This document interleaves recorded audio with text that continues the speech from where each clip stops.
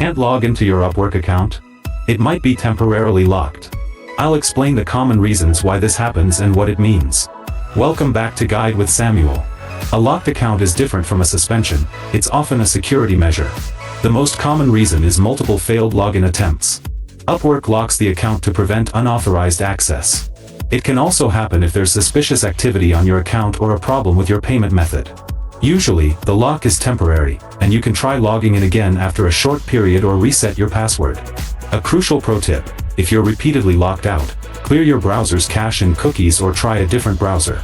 Sometimes corrupted site data can cause persistent login problems that have nothing to do with your account status. And just like that, you can troubleshoot a login lockout. Understanding the reasons helps you resolve it quickly and secure your account. Have you ever been locked out due to failed login attempts? For your final question, subscribe for our next video on how to change your Upwork email address. Thanks for watching.